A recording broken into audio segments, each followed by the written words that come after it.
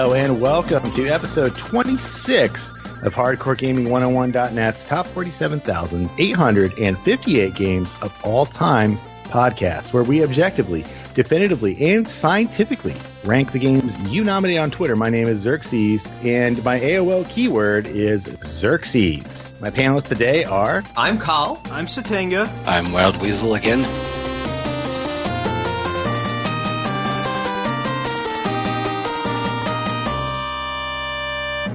Who even is Wild Weasel? We don't know anymore. We don't know. I'm a figment of your imagination. Oh, Lord. You're one of the better figments, I gotta say. I do my best. On this podcast, we have 3 rules. Rule number 1, all rankings are final, official, and scientifically accurate. Rule number 2, you can nominate one game at a time via Twitter by hitting me up at GZ9X on Twitter. Rule number 3, you can nominate games that have already been nominated. Just don't nominate games we've already ranked. If you want to see which games have already been ranked and which games have already been nominated, you know what to do. Check it out.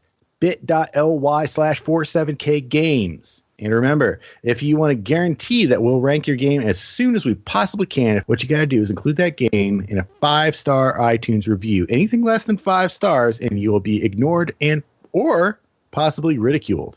Okay, our next game is Crystalis by SNK.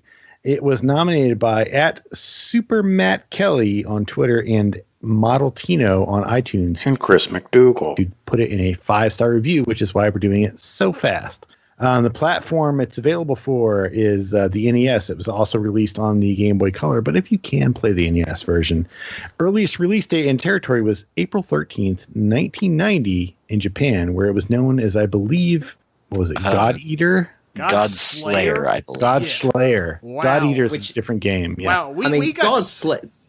God I Eater's, like both names, to be perfectly honest. They're I think very both of them are good, kinda yeah. cool. Yeah, I mean, God Slayer almost is a misdirect. It makes it sound like some sort of like heavy metal game where you have to like eat the blood of 7 babies or whatever. Well, God Slayer is taking the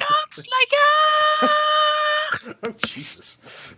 It's taking the like sort of literal interpretation of what you do in the game, which is like a lot of these games. Ys, Zelda type games. You go, you power yourself up, and then you have to go beat up someone who's really powerful. Like that's the game in a kind of the Final Fantasy Legend was like that. You had to go to the top of the tower and defeat God. yeah, exactly. A lot of Japanese games are about killing God. They have a thing for that. They don't. They have a different concept of. They don't have like a single deity. So like the idea that like God would issue a challenge to humanity is not so foreign to them. Also wouldn't be too weird in Hinduism, by the way. So, I mean, what it reminds me of is actually Philip Jose Farmer's World of Tears series. If Joe Star is listening, I hope he is. That's the very idea of like a godlike race of aliens that creates a world to lord it over quite literally, and you get to the top tier, and you find out it's just like a super complicated like Star Trek like alien race.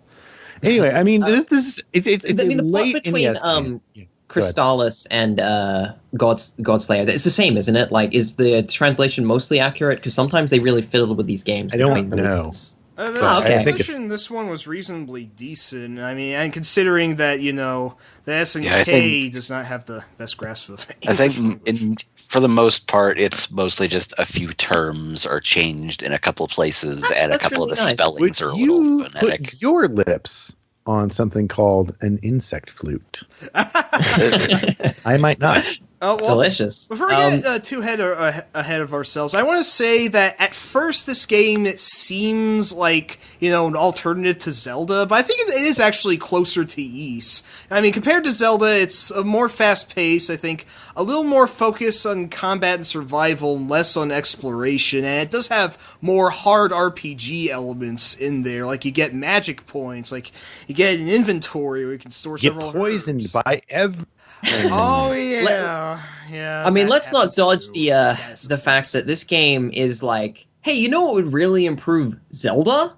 Grinding. And I realize that Ys does a lot of grinding, and that's pretty much the thing that really the one element of this game that sticks out to me is like a big like, hey, you know what? Don't enjoy this game. Here's at least grinding in Ys games is fun because you can just literally walk into everything to kill it. But here where you have to swing your sword and keep charging it, the pace can be a little annoying at times to do that. Yeah. I mean, here's the thing. And you can only shank Tony the Tiger in the back so many times. It stops being there are these tiger men wandering around the opening field that I always thought looked kind of goofy. Oh, my kidneys! Oh! What I like about the early enemies, especially those tiger guys, is they're just hanging out. They're not even trying to kill you. They're just like, I'm just walking around, enjoying my day. Yeah, this stab. And before a purple-haired reject from an Olivia Newton-John music video just kills them without warning. It's... But yeah, I do have to say, though, that this game's biggest roadblock, the biggest demerit I have to give to it, is that the grinding is forced to the point that if you're not at a certain level when you get to a boss fight, the boss is completely invincible and all you can do is die. So that sucks, in my opinion.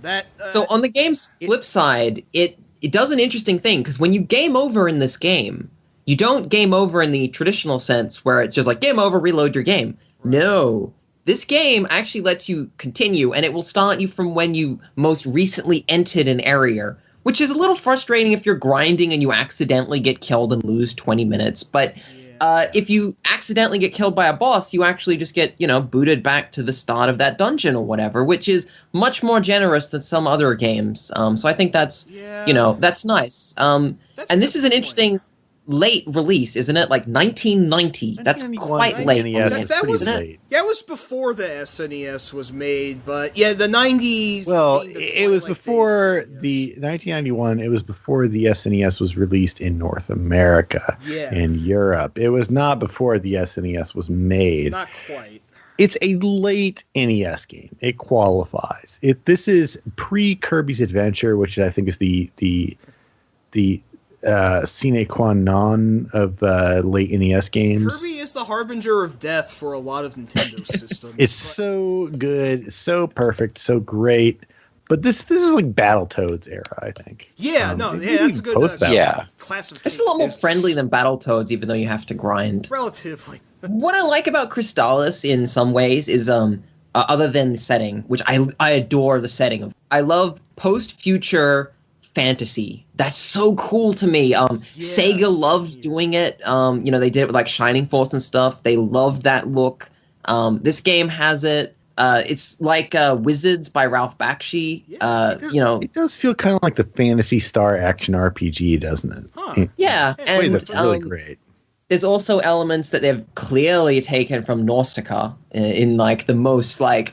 I like Nausicaa. Let's just put an area that's literally Nausicaa. Yeah. Like that's part of this game. One of the bosses, this giant like robotic beetle or whatever, is exactly a ripoff of. I haven't seen Nausicaa, but I remember the designs were compared to this giant beetle robot thingy from the movie. So what are they called in Nausicaa? In the English translation, my knowledge of Ghibli films is a bit lacking. Some people might be getting Nausicaa for Christmas because it's cheap now. So, cool. Let me know. You have to see it, but it's great. It is. Yeah, it's copying Nausicaa and to a lesser extent Laputa. Castle in the Sky.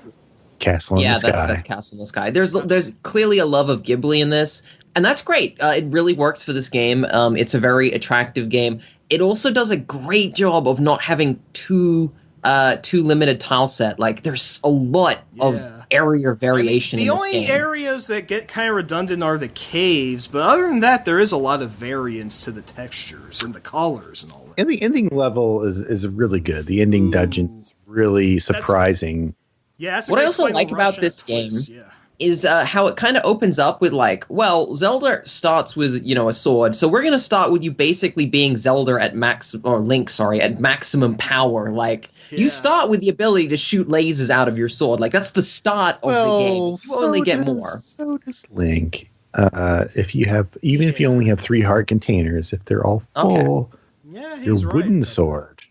It's true. I was alive in 1987. No, but in this game, you get 4 different swords that comprise you get a lot magical of power elements in this game. Yeah, you just go like keep getting more powerful. You get to ride a dolphin. You get rabbit boots. You get all kinds of stuff. It is and you get to move and attack diagonally. It's very smooth. The control is really fluid. Incredible. The controls get a tiny little bit weird, but that's because the limited sort of controls of the NES. I think to use items, you have to press like down B after equipping them. It's a little odd, but it works. It's one of the few NES games where I would say the NES Max controller is ideal, which is the one that has the weird like circle pad. Which is not a real like analog pad, but it's a simulation of it. Usually with NES games, like almost everything works best with just like a regular control pad. Right. Or directional. There are a few games that work pretty well with the NES Advantage with the joystick, even though that it's really just a joystick version of the directional pad. With the NES Max, it's got the weird little wings on the side, like the PlayStation style. And it's also got the weird circle pad thing, which you'd think would be great for fighting games, except there weren't many. It does work really well with Crystalis. And I'm speaking from experience. Most people won't try this, but if you are playing Crystalis, it's still pretty cheap, I believe, on the NES. If you want to buy a used cartridge, you can probably like $10. Cool. Yeah, it'll probably cost you an extra $6 plus maybe $2, $3. Kind of a travesty that this game's that cheap because it is one of the better NES games. But it's that cheap, I think, because of the Game Boy Color version, which is not bad. It's just not as good as the original.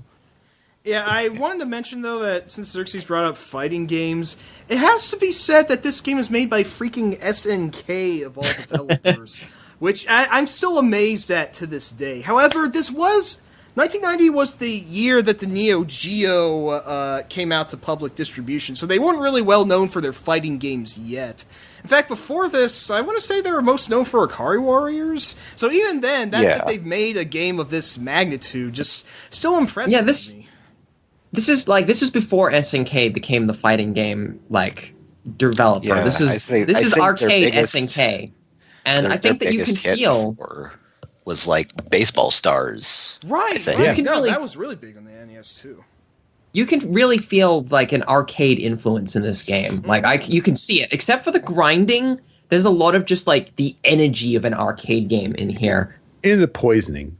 Oh yeah, that's right. You can't get over the poisoning because it's very annoying. Yeah, for all the praise that we can give this game, there are some annoying things about it. Feel like fake difficulty. The bosses being invincible, one thing, and all the damn status effects. Like half of the enemies can poison or paralyze you, and if you don't have the right curative item for it, you just kind of have to sit on it and maybe die. I don't know. It happens a lot. You also have to switch weapons a lot, which is really irritating. Yeah, the game is a little bit shortcut to that. So you have to go into the menu and you have to change it, and you have to leave the menu. Yeah, so that does kind of halt the otherwise fast action. And you also have to change all your orbs and bracelets and stuff. Yes, definitely. It's not all that different. I mean, in a way, like we haven't ranked it yet, but we really praised Vagrant Story in the previous version of this show. We also played Crystalis in the previous version. Well, yeah, we did. Go listen to that. But in Vagrant Story, like you could not build, but like kind of train or create weapons in a way that like, oh, this weapon's really good against undead monsters. Therefore, you would use it and like whenever you like, oh, it's a skeleton, it's an undead monster. Pause, select, this, bludgeoning type weapon, use it against this monster. And Crystalis kind of is getting there, but it doesn't really go all the way. Whereas with Vagrant Story, you feel like you have some kind of sense of agency. It's like, oh no, I've got a plan for this. Like, most of the undead monsters are like skeleton type monsters, which means blunt instruments work best against them. Therefore, I'm going to use my, blunt instrument anytime I fight an undead monster to build up an affinity between, it's very complicated. It's probably not that fun for most people, but there is a logic to it. Whereas with Crystalis, like it's like, oh no, this enemy. It's like traditional JRPG logic, where this enemy is weak against such and such. Therefore, I'll use the such and such sword against. It does slightly, I think, move towards the more is less kind of deal, where it's just kind of like, you probably didn't need all of this. You just keep giving us crap, and we don't need it. You could just. One thing that does. They're trying to induce artificial progress feeling. It's like you know you're getting somewhere when they start handing you artifacts, but they keep handing you artifacts that are just different versions of artifacts that you already have. Yeah, the door just to make unlocking you feel like you're getting somewhere. Yeah. But you do get to ride a dolphin. Hang on, Cal, very unusual. I just wanted to. It's probably one of the last negatives I have about this game. Is this isn't uncommon, but it does that thing where it's kind of like, in order to progress in this game, you occasionally have to go to a specific person, talk to them, and then something will magically happen somewhere else that you now have to trek all the way to without really knowing you got to go there in order to trigger another thing to go somewhere else. It's Dragon Warrior, kind of gameplay, Dragon Warrior logic, but with Zelda type mechanics. I've just never been a fan of that kind of bouncing back and forth, where it's like, well, how do you get past this? Oh, you need to talk to the wise man. Really? I talked to the wise man. No, you need to talk to the wise man after you talk to the other guy. And it's like, okay, but the wise man could have... No, go talk to the other guy. Yeah. And then the wise man will inexplicably be like, oh, now I've got the right information for you. It's like, what? I feel like you're ready to know this person has passed through the requisite gateways in the game.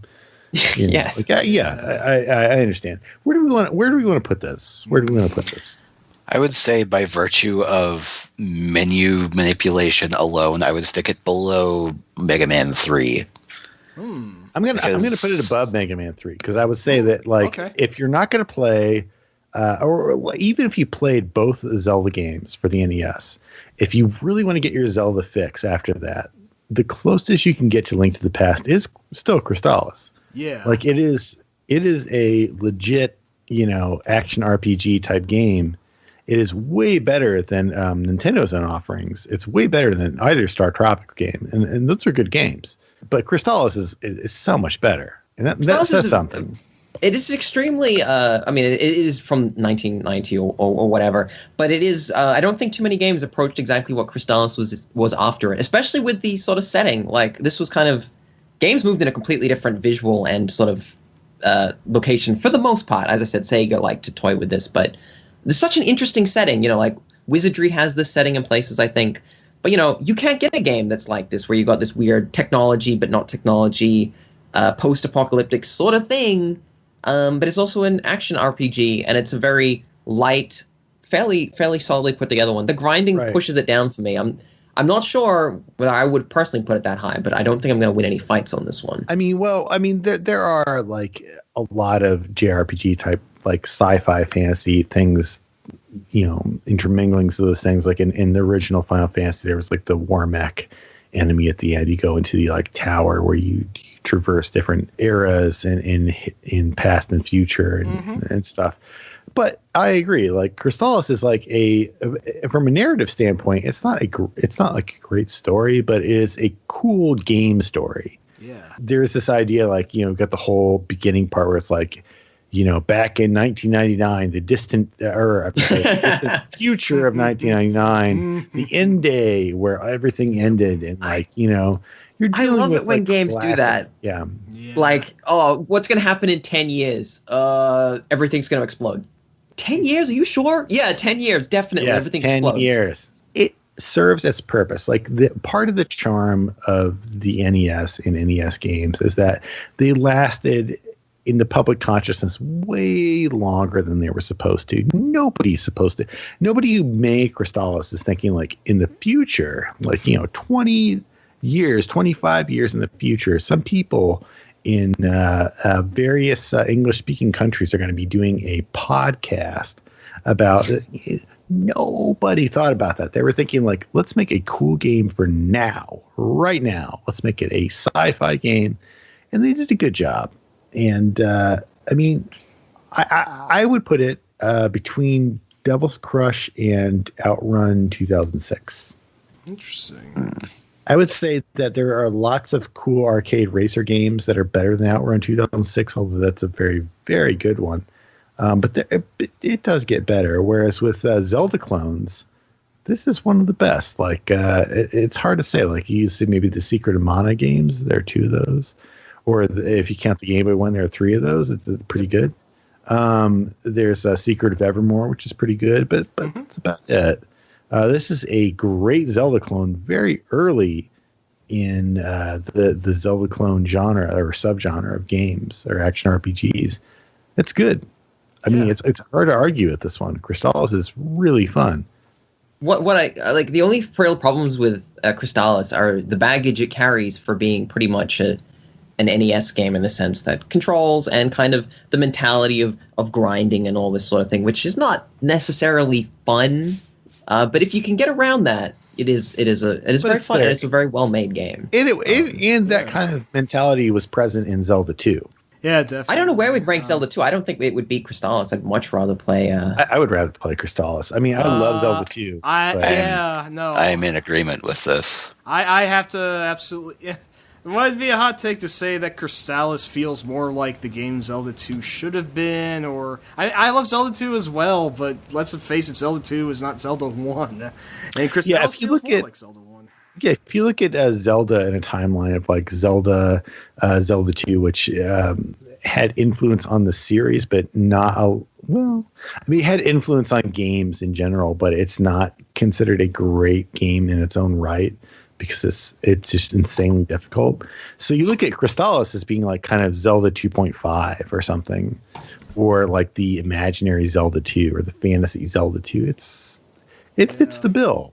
Really, all you had to do was give the main character blonde hair and green clothes, and there you go. But no, because like Nintendo was well aware of how popular Zelda was in North America.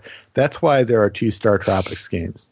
And although I like both those games, they're not as good as Crystalis. True. They miss something. So even the people who made The Legend of Zelda were incapable for a time of reproducing it. So Crystalis deserves props, at least in that respect. And it's getting them. And I was happy with that placement. Who else is anyone unhappy? Because we got 2 happies. Between Outrun and Snatcher, I thought you were going to place it a little higher. I'm not going to argue. It was around Devil's Crush, wasn't it? Yeah, between Devil's Crush and Outrun. Yeah. My bad, not Snatcher. You know, coming to think of it, because I love Devil's Crush so much, I am actually perfectly happy with Crystalis being just below it. Just below it. I agree. I agree. Because Crystalis doesn't have awesome rock. And we're done.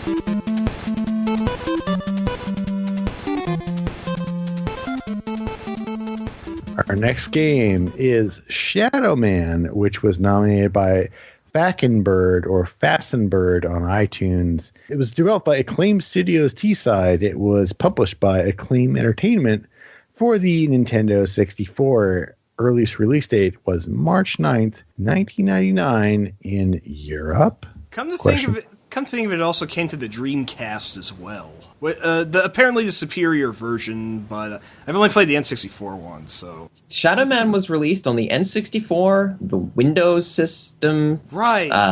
PlayStation and Dreamcast and even OS X. It was on everything. Wow. Oh, wow. What a marketing push for a game like this. Well, this is pretty common of a claim. They really like to get their games on every system. They had no loyalty to anyone. That's a good point. Is Shadow Man a failure in imagination or a failure in execution? Jesus. So, Shadow Man currently sits on about a 9.0 on Steam in the re-released version. Sorry, I'm getting ahead of myself.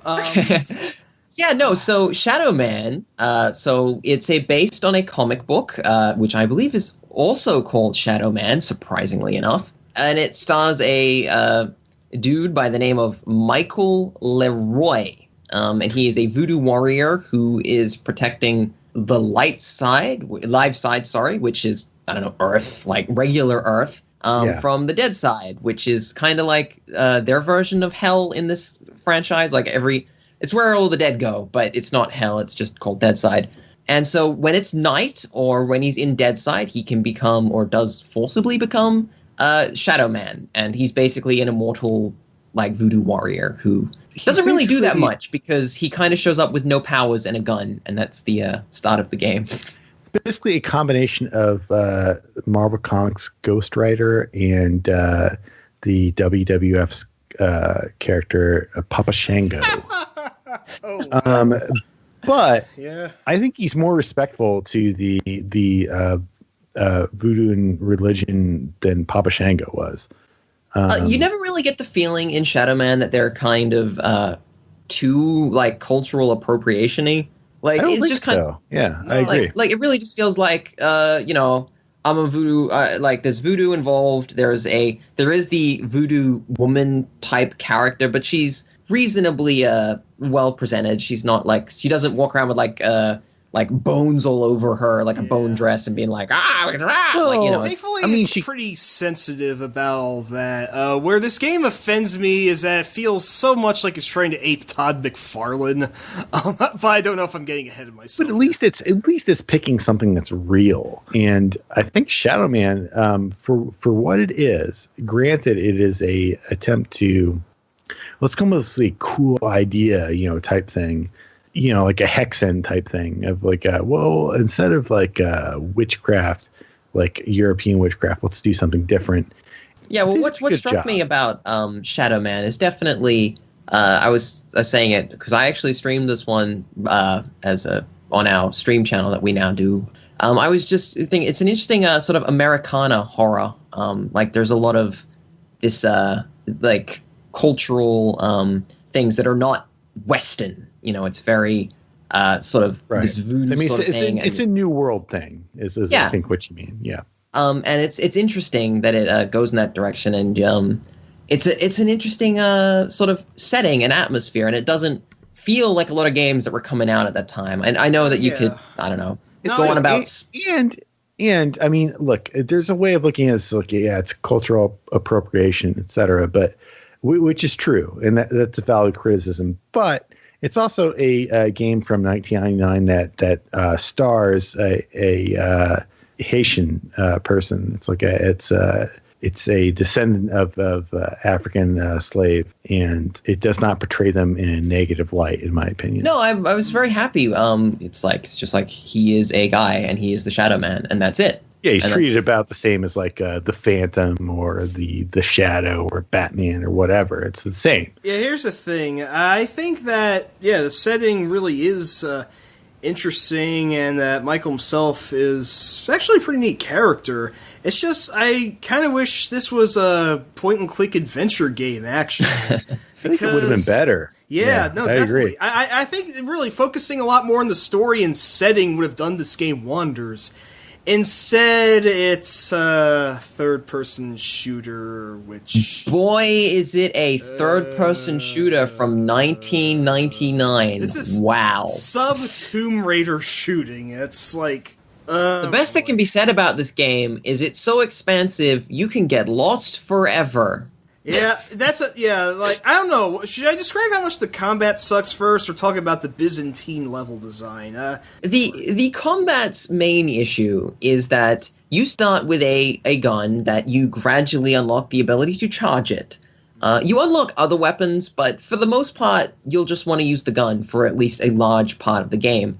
And it basically involves the most bland system of holding down a lock-on button and pressing shoot a lot. And that is the combat for a large portion of the game, as far as I was able to discern. I mean, which this is 2 years before Devil May Cry, so I wouldn't have expected combat innovations like that. But there were games that had more innovation, action adventure games that had more innovation. It's not so much the innovation, right? I think, as much as it's a long game, and you do a lot of the following actions: locking onto enemies and shooting at them, and platforming. Yeah. And for a game that is mostly about its atmosphere and its setting and its characters and its voice acting, which are all very good, and I've seen a lot of praise for those things, and I don't disagree. The fact that it's got great voice acting, like, it's solid. You know, some other games, like, this is a good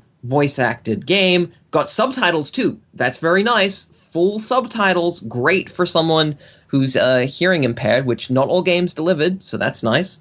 And it's got a compelling enough plot about, a bunch of serial killers that are being sort of brought about by some dude named Legion, who's going to unleash the dead from Deadside and basically take over the world or something. But it's well played, and there's like some interesting locations that you visit, and everything is really great, except the game is incredibly slow and tedious and pretty boring and exhausting, and that's where it kind of all comes apart. We haven't ranked The Undying, Clive Barker's The Undying, right? No, that was from our older show. Undying plays considerably better than this game.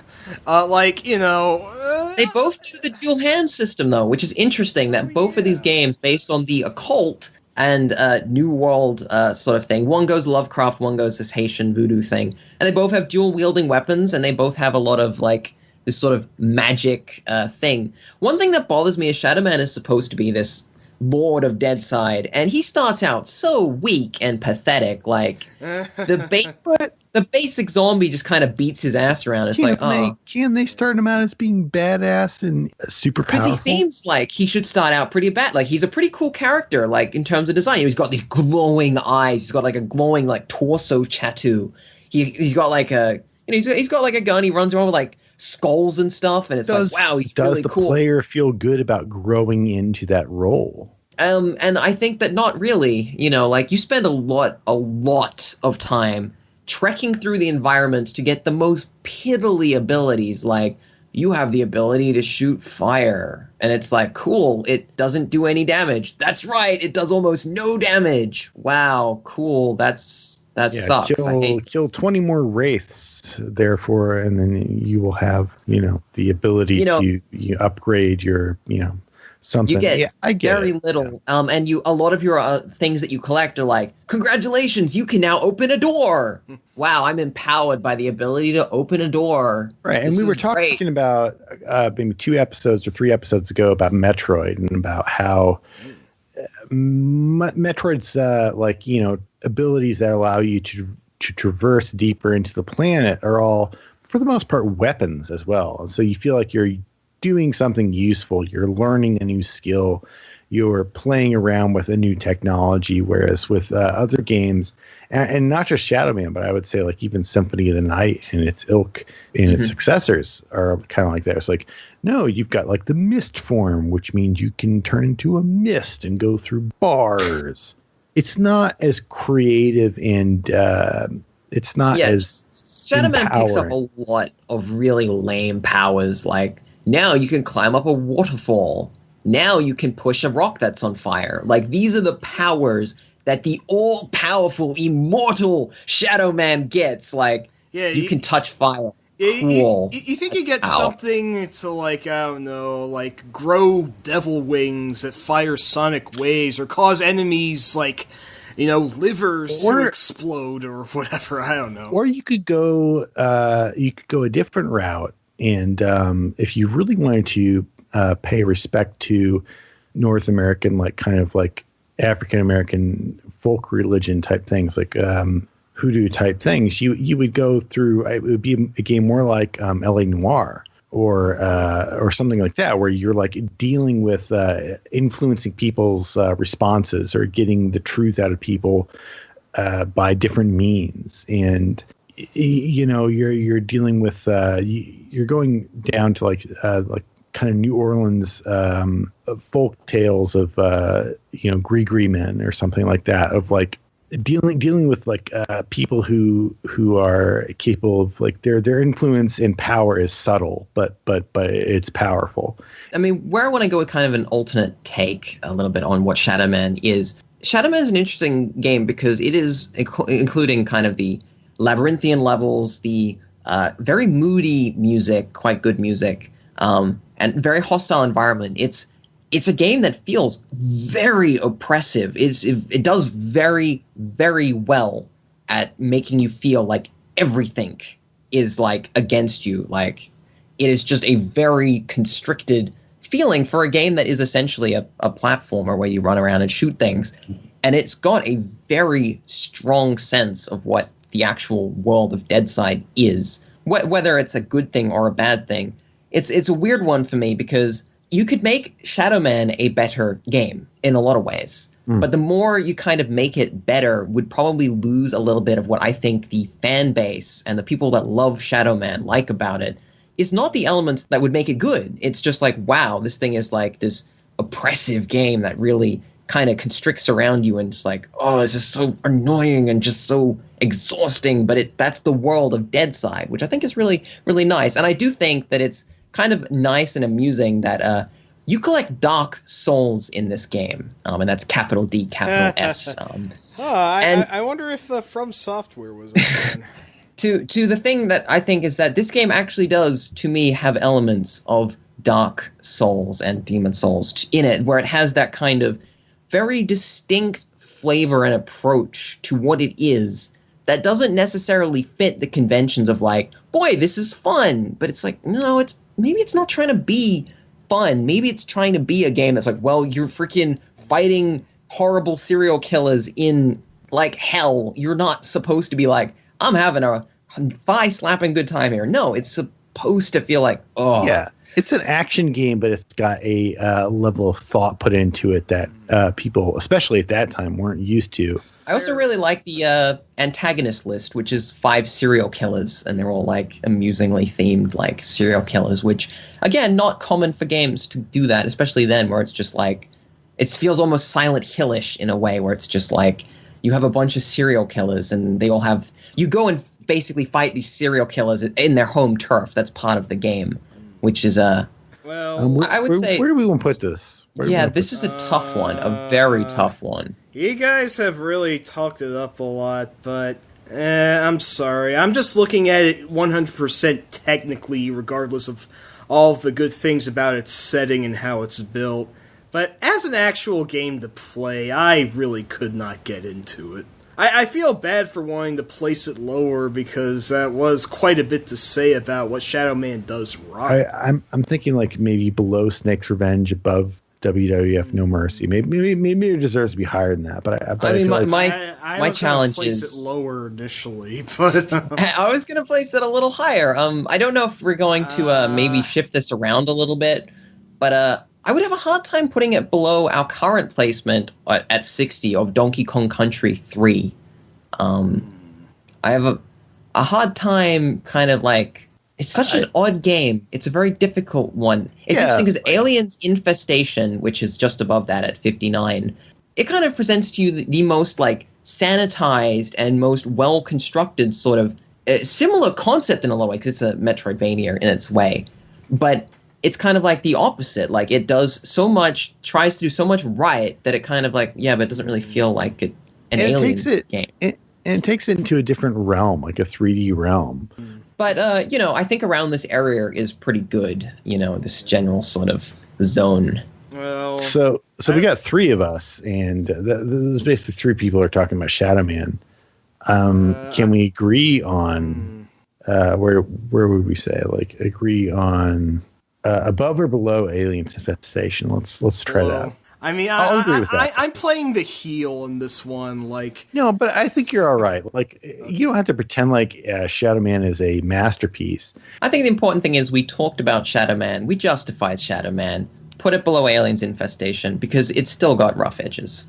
Give it a shot. Give it a shot, people. Like, just try it, just for art, for the sake of art. Just give it a shot. And if you don't like it, like it wasn't the case for me, that's okay. But I'll somewhat grudgingly agree it's worth at least a try. So don't feel ashamed to look up a guide if you play this one to tell you where to go. It is. Because sometimes it can be an asshole.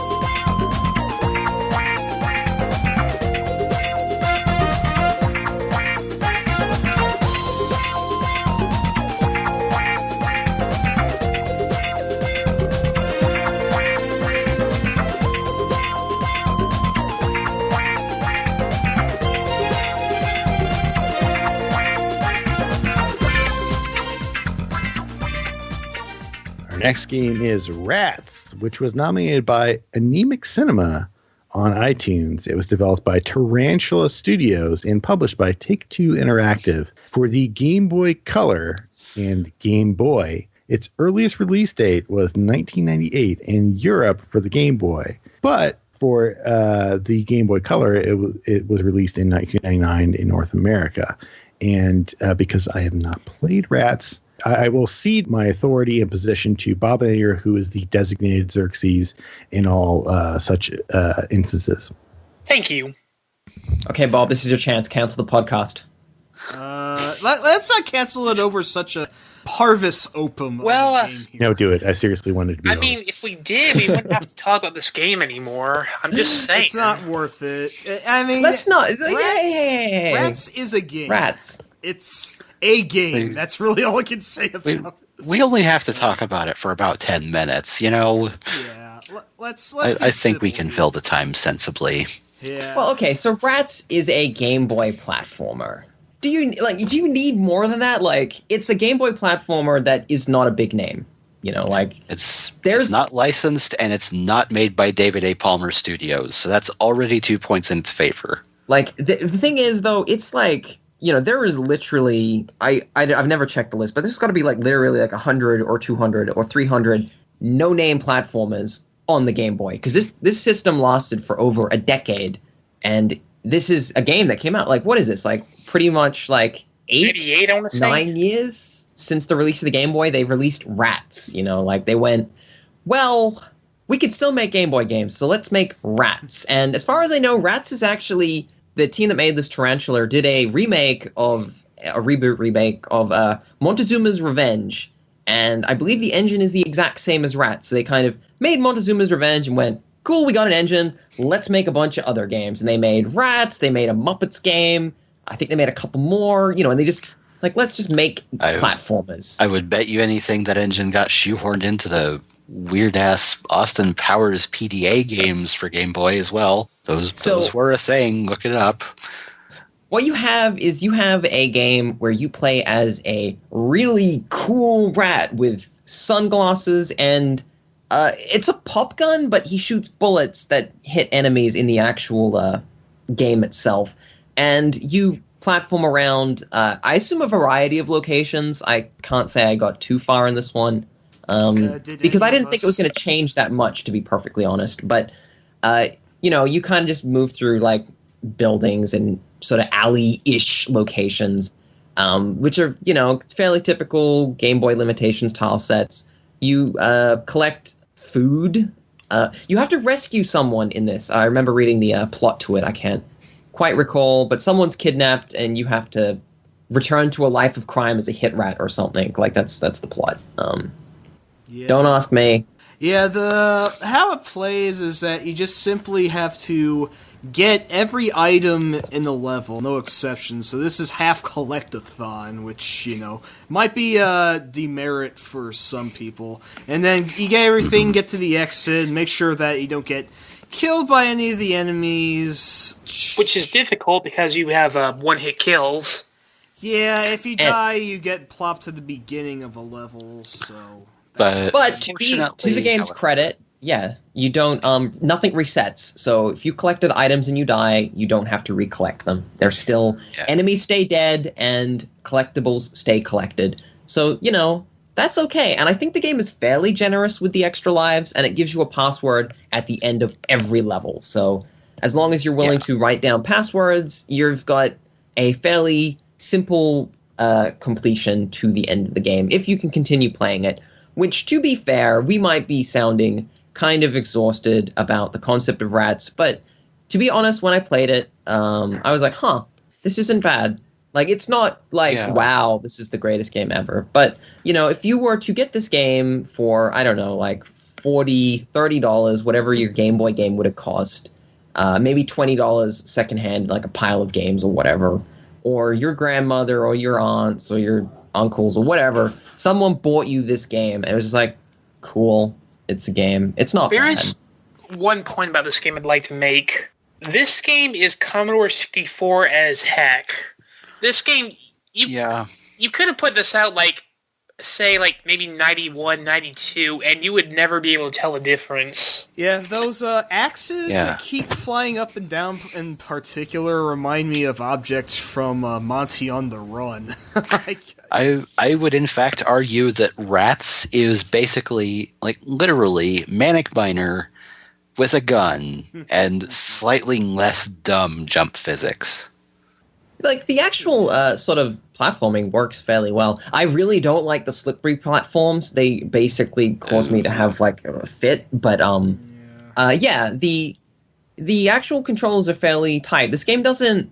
This is a good Game Boy game in the sense that it doesn't say, I want to do way more than the Game Boy can physically do. It's like, no, the Game Boy can do this. So we're doing this. And they did it. They very much designed the sort of Game Boy game that would fit on the cheapest available cartridge media. Yeah, instead of shooting for the stars, it just shoots straight for the horizon, and that's what it accomplishes. Okay. Bad, okay, it's Tarantula Studios, all we have to do is be better than David A. Palmer Studios. And you know what? They succeeded in that respect. I'm having a brain fart. What was David A. Palmer behind again? Let's see. Commander Keen on Game Boy Color, Men in Black the series, Gex Deep Pocket Gecko. Okay, say no more. I get the, Yeah. I mean, let's be honest, though. There are... On the Game Boy and Game Boy Color, there are so many other platforms you can pick besides this one. You'd have to be really desperate to choose this one in particular. Yeah, I mean, I think especially when there are at least 3 of them that have Super Mario in the name. Yeah, exactly. Well, and there's Wario Lands. Mario and Wario, and for some reason, my mind immediately shot to Wendy Every Which Way, a favorite from our Lord Xerxes. So there's just, it's just. I would say at this point in time, any Way Forward game would be better. This is also kind of post Pokemon.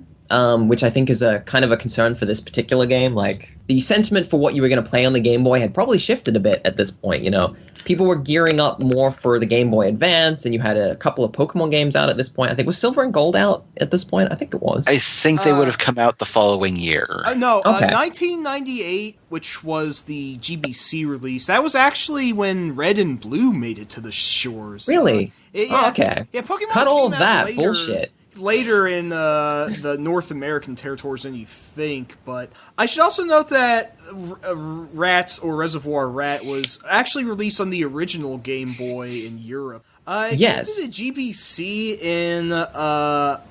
in North America, and for some reason I think the coloring is actually uglier than the original monochrome. I don't know why. It just... I don't know. I mean, the objects stand out okay. The coloring's not a bad job.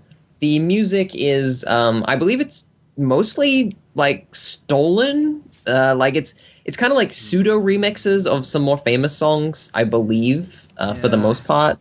They're like, it's a very safe, very public domain kind of soundtrack. Well, one of them's stolen from a TV show, isn't it? Or... Oh, yeah, there is a little bit of Dragnet in there. Right, is that right? Because no, there's the so it's odd little thing in that regard. The music's inoffensive. It's not great, but it's inoffensive. The one thing that I think is kind of interesting about this game is when you kill an enemy, instead of the enemy dying, as you would expect, they actually turn into an egg, no matter what they are, and whether, I don't remember mice or whatever hatching from eggs, but, maybe I'm just completely wrong. But they turn into an egg, and if you don't immediately, within about 3 seconds, collect the egg will hatch into a more dangerous enemy.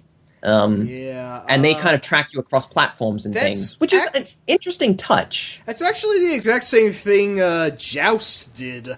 And Balloon Fight by proxy. So I don't know why they decided to take that mechanic from Joust and put it into this game. I mean, my theory is that there are points in the game where you can kind of pre-kill enemies so that it's easier later, but they decided, no, you can't do that. Instead, if you pre-kill an enemy, there will be a worse enemy for you, which is kind of an interesting twist, I guess. It gets kind of frustrating because when you jump on a platform, most enemies actually immediately turn and run at you. So it can actually be really frustrating to platform a bit in this game. And all collectibles you have to be standing physically on top of in order to pick up. You can't pick them up by jumping through them. But you can die from jumping through enemies from underneath. So thanks, game. I'm glad that was consistent.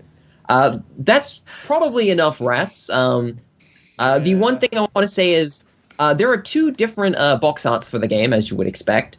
And in both box arts, neither rat in that box art matches the actual in-game rat. So well done, everyone. We really got it together. Where do we want to condemn rats? It sounds like we were actually speaking higher of it than I thought we would. Well, I'm thinking scrolling way down the list here.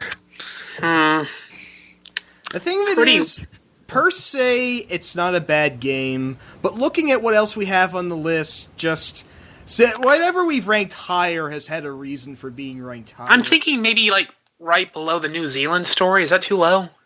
I don't know if it's too low, because what everyone, for the listeners, what you have to remember is our list, lots of people like to nominate really great games, and then a few people like to nominate the worst games that ever existed.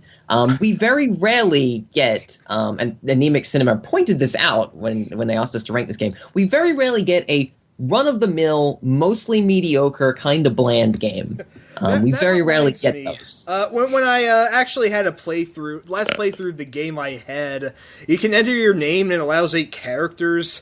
I cracked myself up by entering mediocre as my name, and I really have no idea why. It's just something stupid I did that it looked good for a screenshot, I'll say. But I have no issue with Underneath the New Zealand Story. I think that, it's not a terrible game, but it doesn't really do much. No, I think that's a perfect placement. I mean, that would put it above. Yeah, I am pretty comfortable with it going below the New Zealand Story just by virtue of the New Zealand Story's gun doesn't take 6 or 7 shots to temporarily incapacitate a bad guy. Yeah, good point. Yeah, right. We didn't mention enemies, so take too much. Yes, it is also, in my opinion, better than I Have No Mouth and I Must Scream, which, from my experience, the writing was good, but the actual logic of it was not. Yeah, Rats has logic, kind of. Is that Rats is competent, and there's no doubt it's a competent game. It doesn't throw anything at you that's like, oh, this sucks. But it doesn't do anything that's like, oh, this is good. It's Rats! I would say about it the same thing that I said about its music, honestly. It's a very by-the-numbers safe game. Yeah. This is not a game that they would have stood to lose a lot of money on if it did badly at the marketplace. And it was so good they released it twice. Yeah, so that's something to be said for whatever this game is, but we were really I'm surprised we got as much talk out of this as we did. I thought we'd really be scraping the bottom of the barrel for comments. Rats is most definitely a game, and that's all it'll ever be. Yep, and it sure is a game. Thanks for nominating this one.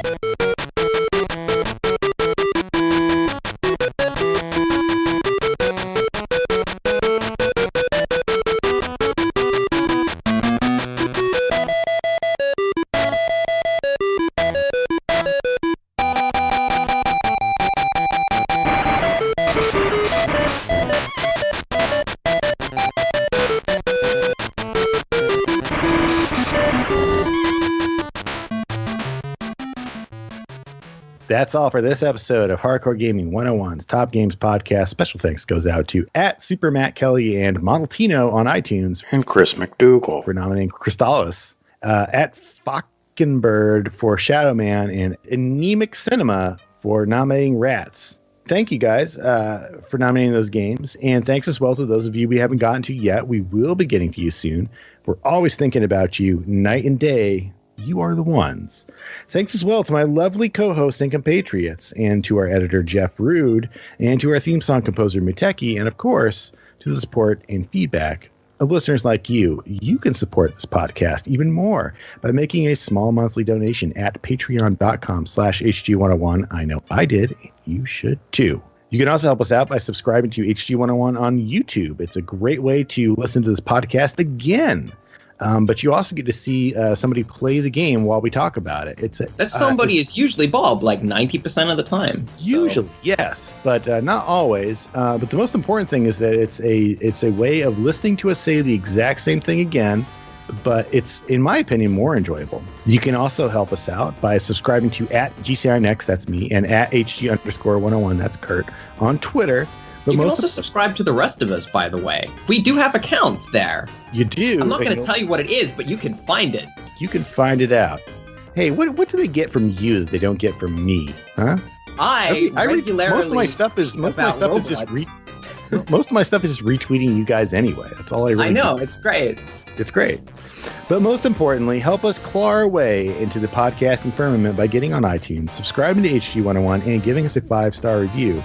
Do it, or we'll hide our next podcast in the corner of that random alley. You know, that thing that looks like a random texture on the floor. Until next week, keep keeping it real.